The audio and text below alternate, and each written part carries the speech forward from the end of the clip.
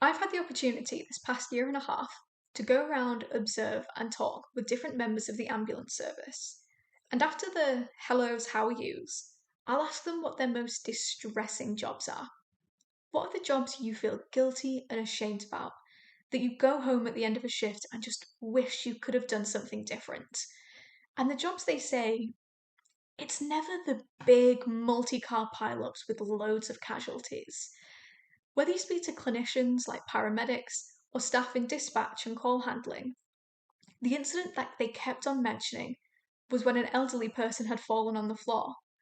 Because when that call first comes in, the ambulance service cannot help them. It's not a medical emergency. The call handler taking that call knows it's morally and ethically wrong to say no to someone in distress and needing help, but they have to say no.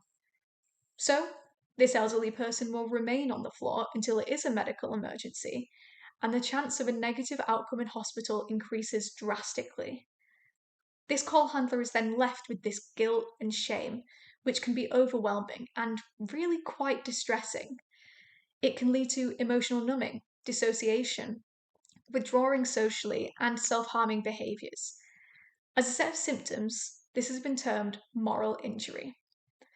Public safety personnel see much higher rates of mental health disorder than the general public, and the rate of suicide has increased among paramedics massively.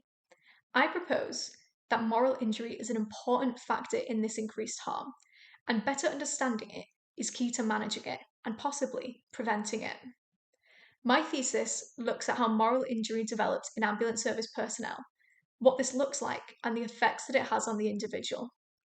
I'll do this through the use of in-depth qualitative studies, including narrative-based interviews and an innovative diary study to assess how ambulance personnel are psychologically affected by their hard work.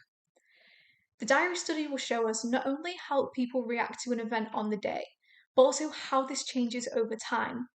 How do people cope? And do these coping strategies lead to positive or negative outcomes?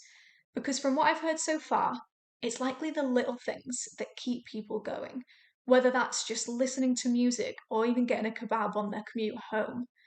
Unfortunately, these types of things aren't long term strategies, but with my data, we can look to developing structured interventions to help people identify when they're struggling and enact positive coping strategies.